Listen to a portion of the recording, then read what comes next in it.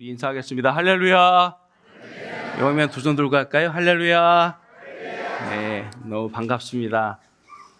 이 자리를 허락하신 하나님께 감사드리고 또 미국 땅에 계신 그러나 지금 또 아마도 유튜브로 예배를 드리실 가능성이 99.9%일 김은규 담임 목사님께 이 자리를 내주셔서 너무나 감사를 드립니다.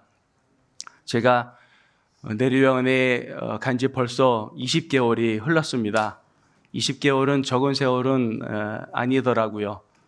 저도 흰머리도 많이 늘고 김재준 장로님과 딱 눈이 마주치는데 제가 고개가 숙여지네요. 흰머리 앞에서. 흰머리도 많이 늘고 세월에 많은 그 경험들을 해 나가고 있습니다. 내리병원에 많은 어르신들이 입소하고 있습니다.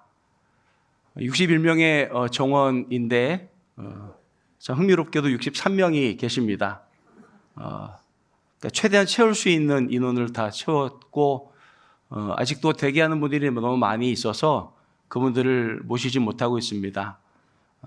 감사하게도 어르신들이 비교적 건강하게 입원을 잘 안 하시고 또 돌아가시는 일이 또 여름에 몇 개월 동안 없다 보니까 대기하시는 분들이 들어오고 싶어도 못 들어오는 요양원으로 어느새 그렇게 자리매김을 해가고 있습니다.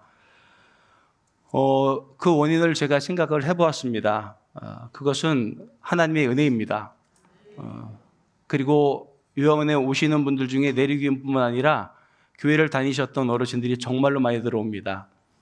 그것은 그분들이 하나님을 믿고 또 내리교회를 믿고 또 내리교회를 또 이제 이끌어 가시는 김은규 담임 목사님을 믿고 그 안에서 16년을 성장해 온 강재관 원장을 믿고 또 아낌없이 그 헌신하는 그 기브 앤 테이크 또 세속적인 가치관을 갖고 직장 생활하기보다는 내리교회의 기관이라고 생각하면서 헌신을 아끼지 않고 있는 내리교회 출신들의 직원들 최순옥 권사님, 이경미 권사님 그리고 이성재 권사님 또 김명숙 전도사님, 현서인 집사님, 김민종 원사님, 뭐 시상식 하는 것 같네요. 갑자기 이름을 부르니까 그런 분들의 그 헌신과 또 사회복지사, 요양보호사 모든 분들, 조리사, 간호사 한 분 빠짐없이 모두가 다 하나된 마음으로 성실하게 어르신들을 안정적으로 돌보고 있기 때문이라고 저는 생각을 합니다.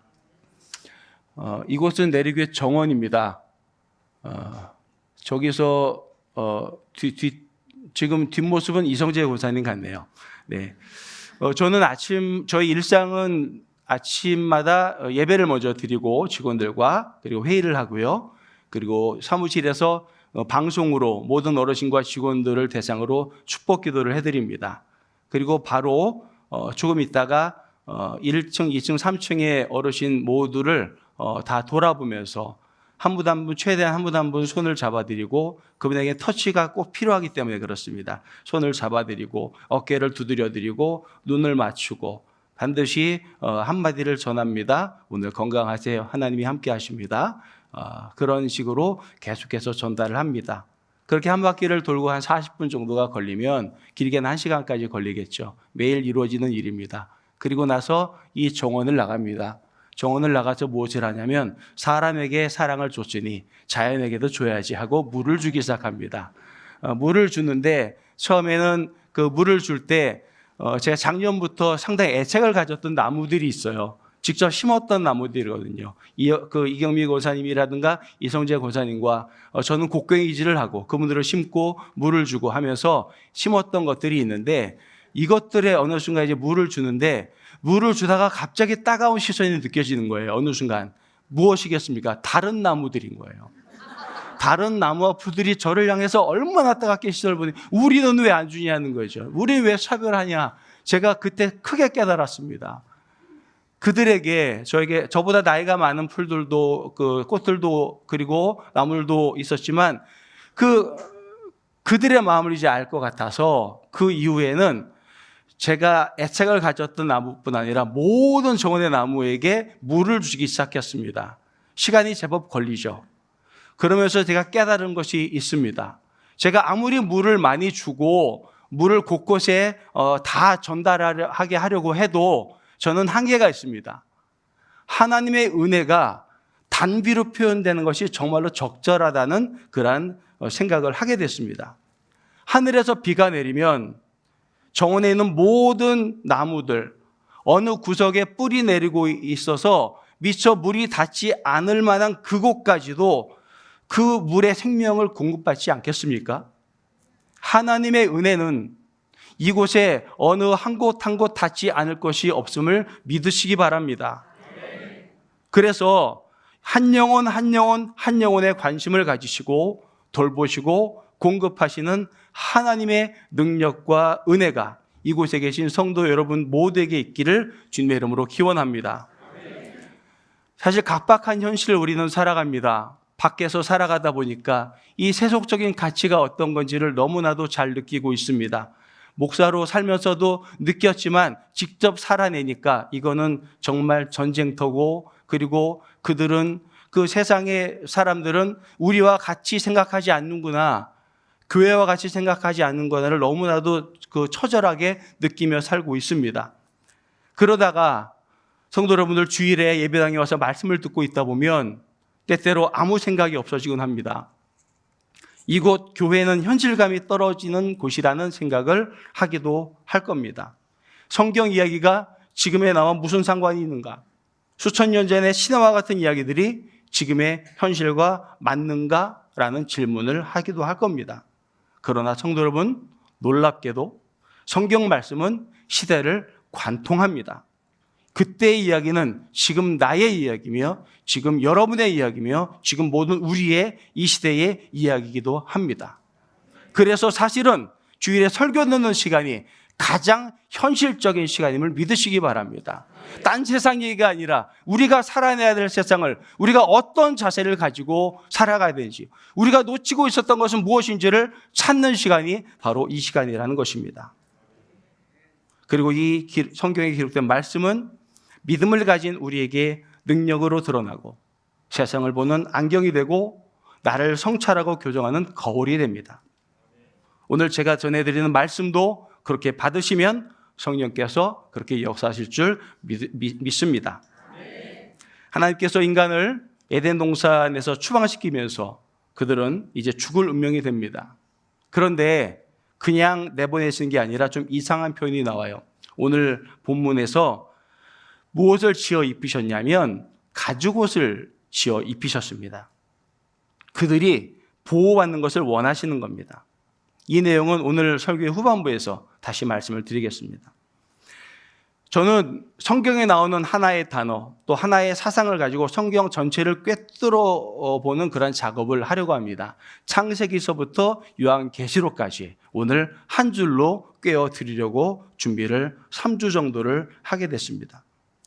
하나님이, 인간이 하나님처럼 되고 싶어 하는 것, 선과 악을 구별하는 무언가를 얻음으로써 하나님처럼 된다는 것, 여러분 그것이 죄의 본질입니다. 신약 사도행전 14장에 바울과 바나바가 소아시아 루스드라 지역을 이제 선교여행을 할 때 기적을 행하거든요. 권위 있는 말씀을 가르치니까 그 사람들이 몰려오기 시작하면서 뭐라 하냐면 바울을 이제 허메라고 부르고, 그리고 바나바를 스스라고, 거꾸로 됐나요? 거꾸로 됐네요. 네. 거꾸로 해도 모르시잖아요. 근데 누군가 이제 아시겠죠. 네. 네. 바울을 스스라고 하고, 네. 바나바를 허메라고 하는데 무슨 얘기냐면 그 헤르메스와 그 제우스, 지혜롭게 가르치는 헤르메스와 권능을 행하는 제우스라고 신이 현현했다 하면서 신으로 섬기려고 마구마구 몰려듭니다. 그때 이 바울과 바나바가 옷을 찢고는 이게 무슨 짓거리들이냐, 우리는 신이 아니다, 우리는 그저 사람일 뿐이라고 그렇게 얘기를 합니다. 아무것도 아니고 우리는 하나님의 도구일 뿐이라고 그렇게 소리를 지릅니다. 또 다른 하나의 이야기를 하겠습니다. 요한복음 10장에 가보면 유대인들이 예수님을 배척하는 기록이 나오는데, 예수님이 자신과 하나님 아버지가 하나라고 하니까 사람들이 예수님을 돌로 치려고 합니다. 10장에 제법 긴 논쟁이 나와요. 근데 그 나오는 여러 가지 대화 중에 제일 문제가 되는 것이 뭐냐면 예수님이 정말 하나님의 아들이냐는 것이었습니다. 그때 예수님이 구약성경 시편 82편을 인용을 하시면서 이런 말씀을 하십니다. 시편 82편에 내가 너희를 신이라 하였노라라는 표현이 있어요. 아주 특이하죠. 내가 너희를 신이라 하였노라. 예수님은 그 신이라고 불린 그 사람들을 뭐라고 표현하냐면 하나님의 말씀을 받은 사람들이다라고 표현을 하고 있어요. 그리고는 절대 피할 수 없는 그 성경에서 그런 방식으로 신이라는 단어를 사용했다면 예수님 자신이 하나님의 아들이라고 말하는 것을 신성모독으로 문제 삼아서는 안 되는 거 아니냐라고 말씀을 하시는 겁니다. 방금 말씀드린 사도행전에서 바울과 바나바가 자신을 신으로 섬기려는 사람들 앞에서 옷을 찢고 왜 우리를 신으로 섬기려 하느냐, 우리는 신이 아니고 사람일 뿐이다라고 외친 장면과 요한복음에서 예수님이 내가 너희를 신이라고 하였다라고 대화하는 이 장면, 이 성경 안에서 사실 갈등을 빚고 있는 거예요. 이렇게 인간이 신이 될 수 있는가? 신이 되어서는 안 되는가? 아니면 신이 되려고 하는가? 이와 같은 문제들이 서로 다른 진출 안에서 드러납니다. 그래서 정리가 필요하고요. 정확한 정리가 필요한 것입니다. 한마디로 이런 식의 질문이에요. 인간이 신이 되려고 하면 되겠습니까? 심원식 장로님, 신이 되려고 하면 되겠습니까? 네. 그저 웃습니다. 네, 처음 질문 받아보시니까 설교 때, 그 대예배 때 말이죠. 네. 그러면 사실 아주 비슷한, 그러면 이렇게 보겠습니다. 우리는 성화돼야 됩니까? 그건 맞죠. 네, 성화돼야죠. 근데 성화라는 말을 쓰는데 성화는 성스러운 거룩한 존재가 되어야 된다는 뜻이거든요.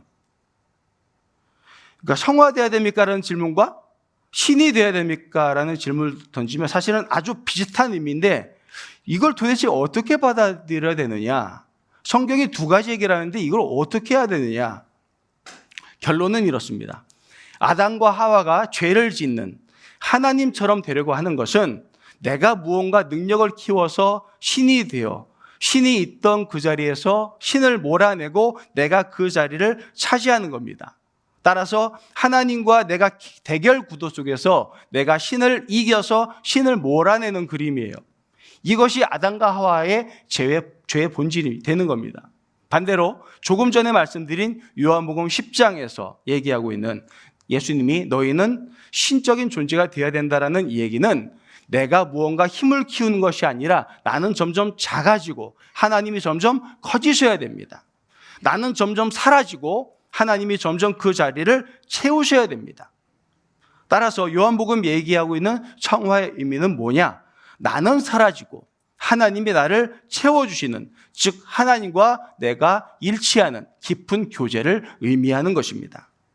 그래서 예수님이 나중에 기도를 가르치시면서 뭐라고 하시냐면 주님 아버지의 뜻이 하늘에서 이루어진 것 같이 어디서도 그렇죠. 땅에서도 이루어지기를 원합니다.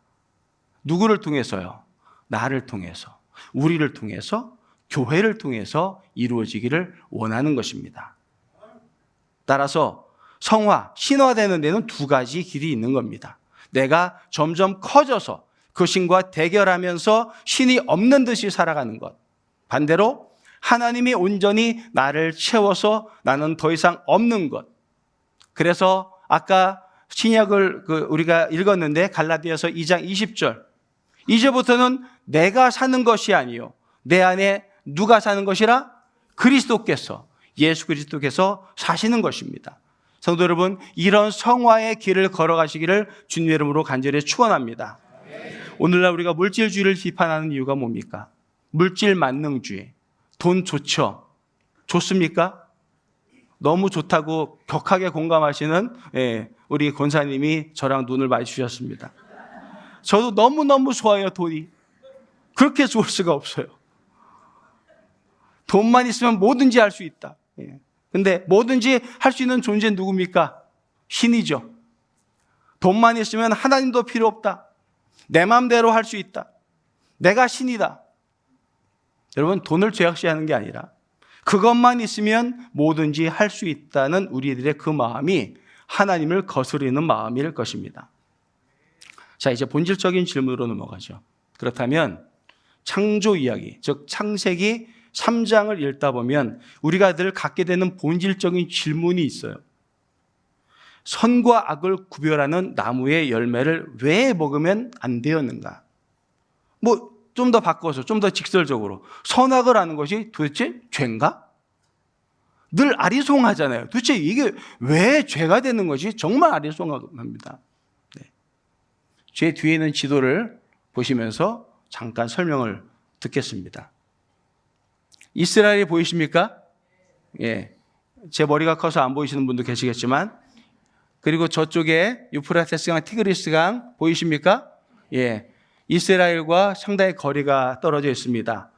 북이스라엘은 주전 722년에 저쪽에 그 북쪽에서 생긴 메소포타미아 지역이에요. 인류 고대 문명, 최초의 문명이 수메르 문명이 여기서 했고 수많은 강대국이 여기서 태동했습니다. 그리고 이집트와 맞짱 뜨고 이스라엘 이쪽을 다 이렇게 하면서 다 차지한 거죠. 저 아수르에게 722년에 멸망을 하게 됩니다. 그 이후에 주전 587년에 남쪽 유다가 신흥강국 바벨론 왕국에 의해서 제국에 의해서 멸망을 당합니다. 그리고 나서는 이 바벨론이 예루살렘에 있던 유다의 정치가들과 제법 똑똑한 사람들을 모두 이쪽으로 포로를 잡아요.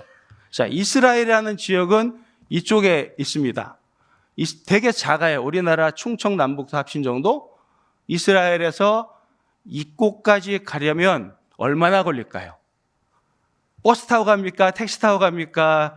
지하철 타고 갑니까? 뭐 타고 갑니까? 말 타고 갑니까? 걸어서 갑니다. 어떻게 갑니까? 손과 발에, 이부 때는 발과 손이라 그랬어요. 네, 거꾸로 말해요. 이게 발과 손이라고 그래갖고 아주 곤란했었습니다.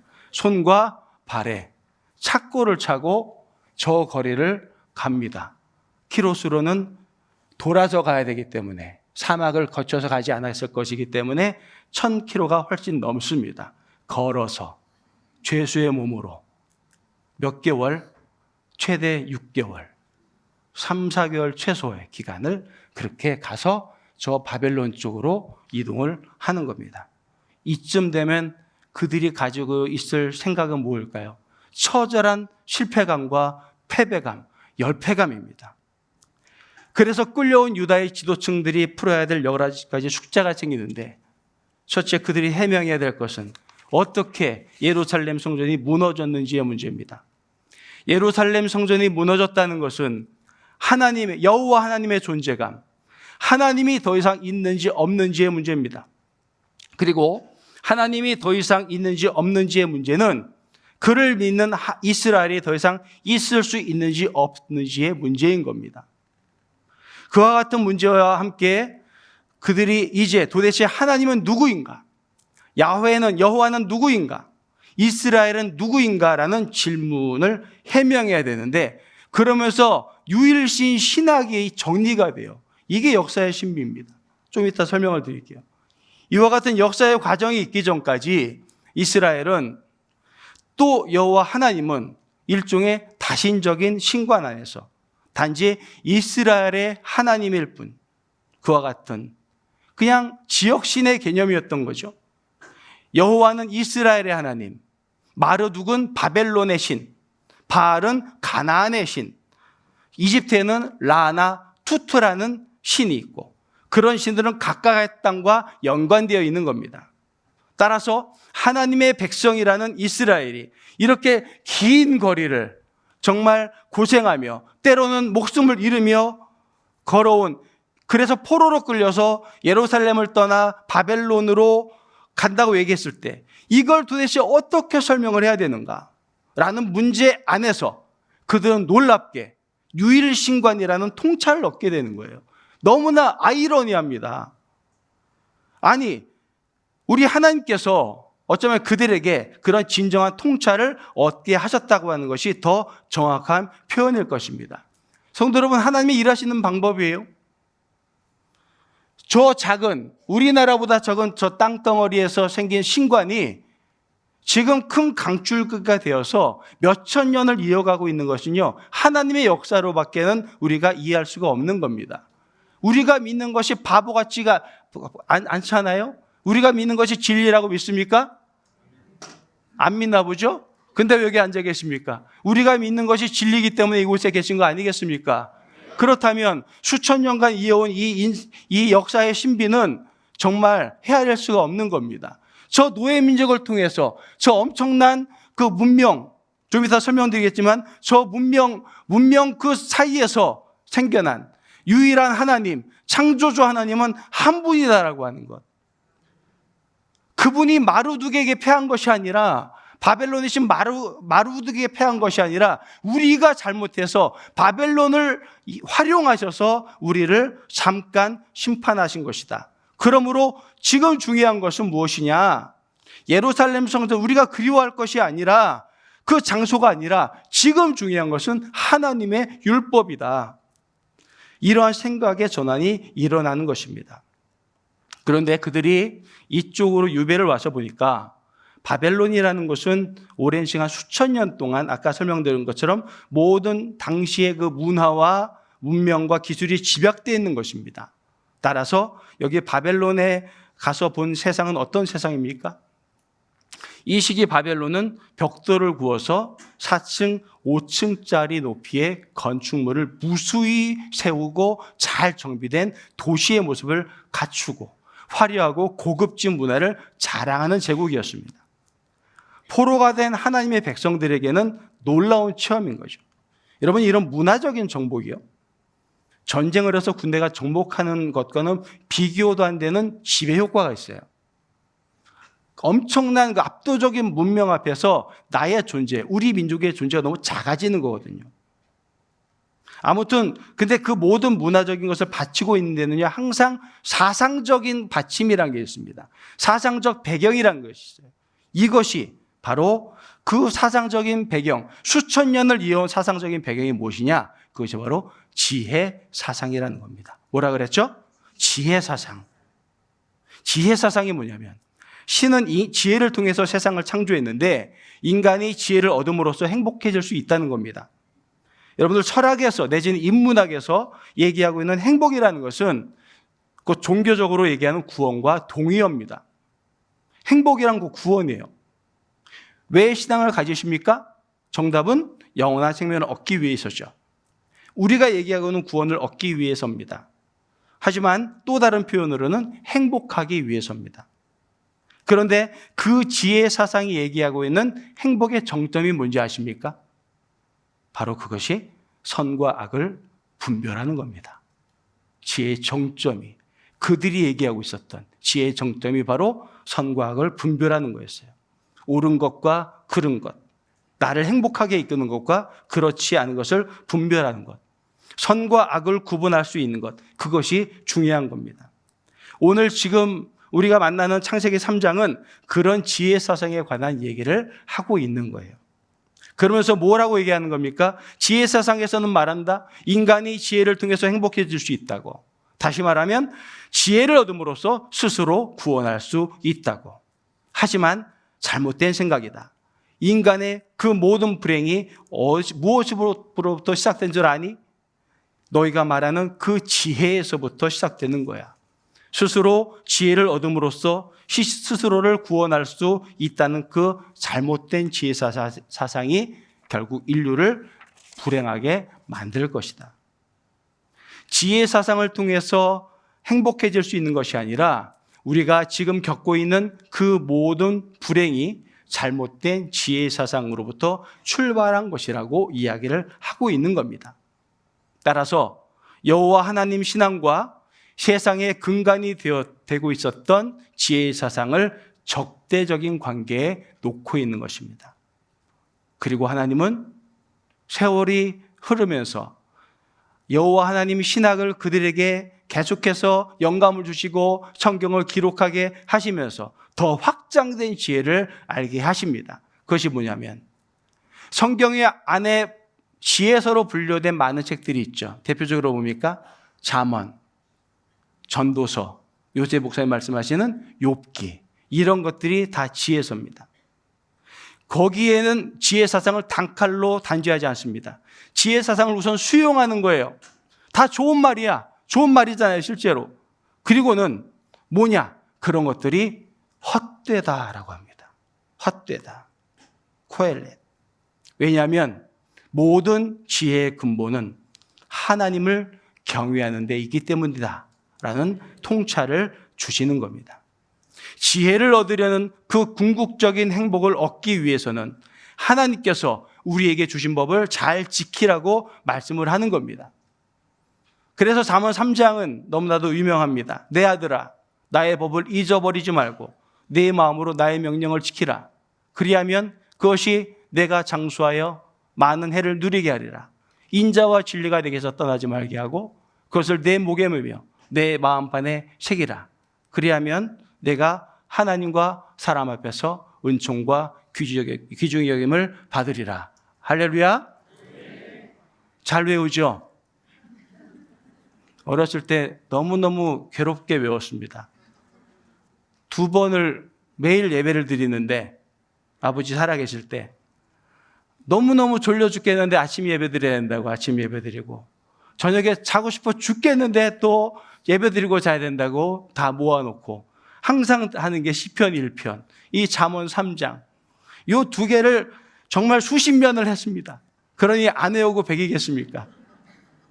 성도 여러분, 나의 법을 잊어버리지 말고 내 마음으로 나의 명령을 지키라.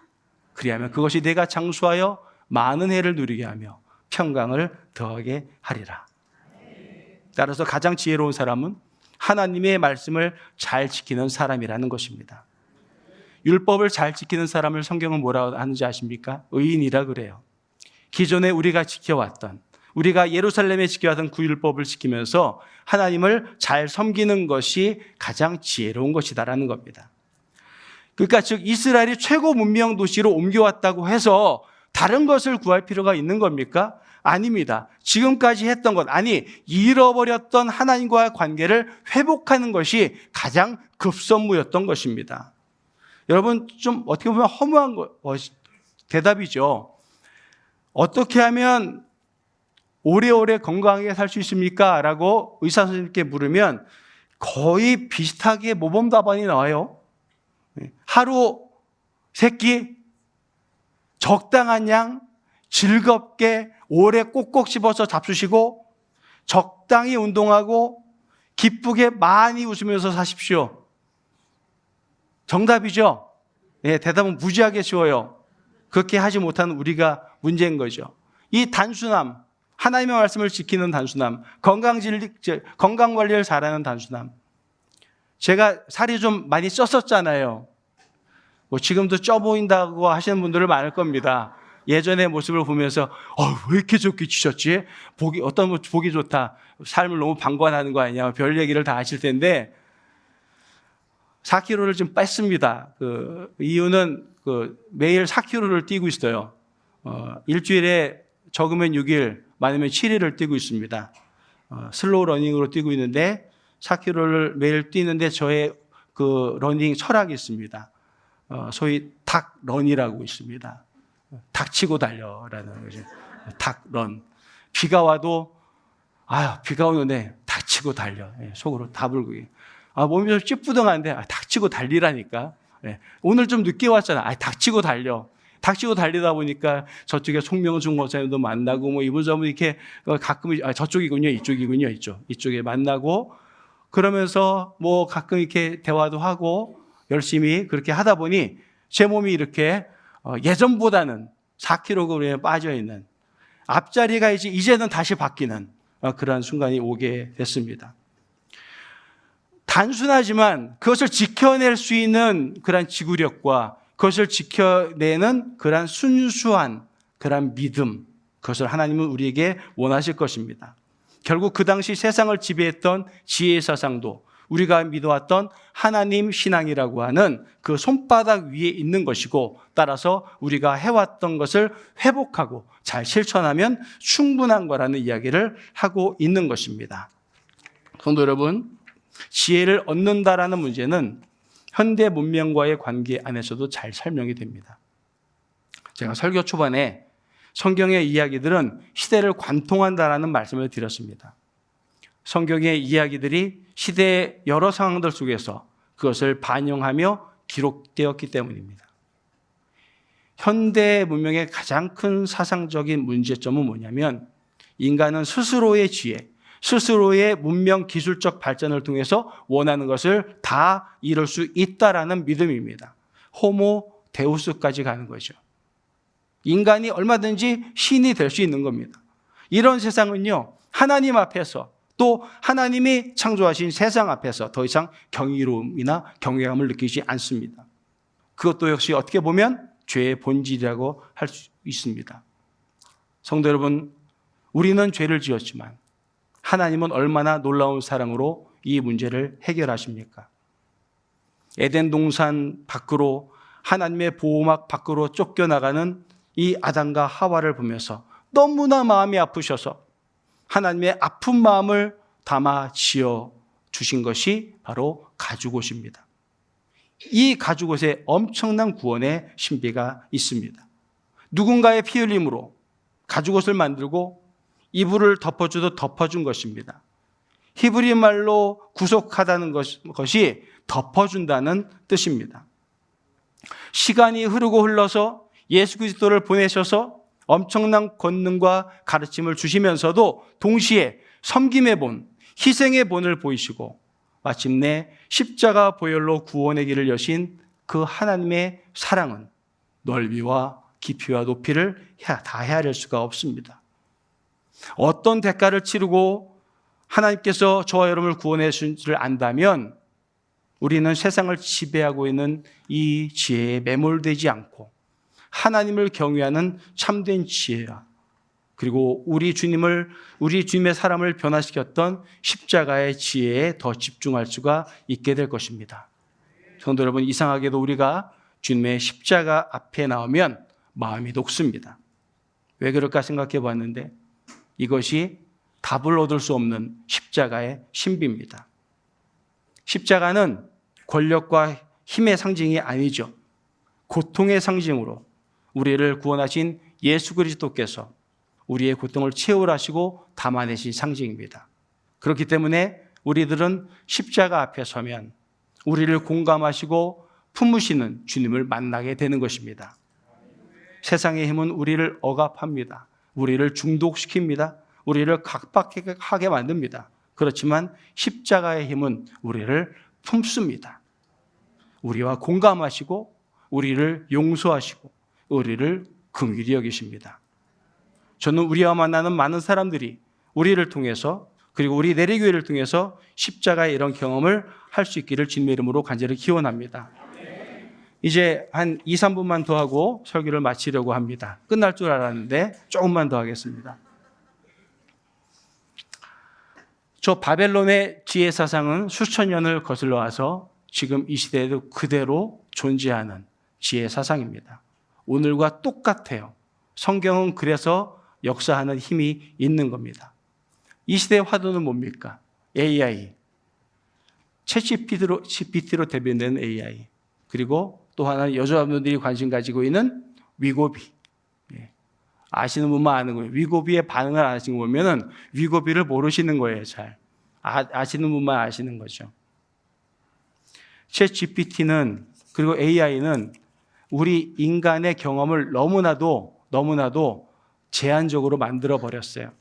크리스틴 로젠이라는 역사학자이자 역사 박사이자 그리고 작가인 분이 이제 이 책을 썼는데, 디지털화된 세상, 너무나도 많은 것을 간편하게 얻어내려는 세상 속에 살다 보니 우리가 경험해야 될 너무나 많은 것을 잃어가고 있다는 얘기를 합니다. 챗GPT는요, 우리 사회복지 분야에도 많이 활용되고 있습니다. 행정 분야에 너무나도 활용되고 있어요. 우리 사람들이 상상력을 동원하고 책과 동영상을 최대한 습득해서 아마 한 달 내내, 제가 이거 설교를 한 3주 정도 묵상하고 계속 다듬고 해서 준비한 건데, 제가 3주 동안 준비한 이 설교문을요, 챗GPT는 단 1초 만에 만들 수 있을 겁니다. 1초 만에. 제가 3주를 한 걸 얘는 1초 만에. 어쩌면 수백 년 동안 한 걸 단 1분 만에 할 수도 있을 겁니다. 세상의 편리함은 그런 거예요. 근데 저는 사담이지만 한국교회의 설교재단은 챗GPT에 매몰되지 않기를 저는 항상 소망하고 있습니다. 김은규 목사님이 얼마나 책을 들고 성경을 들고 그렇게 씨름하는지를 저는 잘 알고 있기 때문에 내리교회 강단은 건강하다. 건강한 말씀을 듣는 내리교회 성도들은 동시에 더 건강하다. 그런 생각이고 앞으로도 그런 일들이 벌어지라고 저는 생각을 합니다. 지혜사상의 후속편들이에요. 여러분 요한계시록으로 보면 창세기 기록된 처음 낙원 에덴 동산의 회복을 천국으로 표현하면서 그곳에 대한 묘사가 장황하게 기록되어 있습니다. 금으로 길이 깔려 있고 건물이 온갖 보석으로 지어져 있다라고 표현을 합니다. 좋잖아요. 다 천국 가고 싶으시잖아요. 근데 하나님 나라는 금은보화가 그냥 충만해 있다고 하는데 중요한 것은 하나님 나라에서 이 금은보화가 무슨 목적으로 사용되고 있냐는 것이 정말로 중요한 포인트거든요. 하나님 나라에서 그런 보화들은 금고나 집안 깊숙이 또는 은행 비밀계좌, VIP방에 들어가는 그 은행 비밀계좌에서 보관되어 있는 것이 아니라 여러분 그 자체가 길이고 그 자체가 벽돌로 사용되고 있는 겁니다. 그러니까 에덴이 어떤 곳이에요? 하나님 나라가 어떤 곳입니까? 세상에서 가치 있던 것이 더 이상 가치를 갖지 않게 될 때 그곳이 바로 에덴인 것입니다. 그것이 바로 천국인 거예요. 여러분, 가치관이 달라지는 거예요. 우리는 예수 그리스도라는 절대 불변의 가치와 생명을 지닌 자들입니다. 할렐루야. 말씀을 마치겠습니다. 우리는 예수 그리스도를 우리의 보배로 지닌 자들입니다.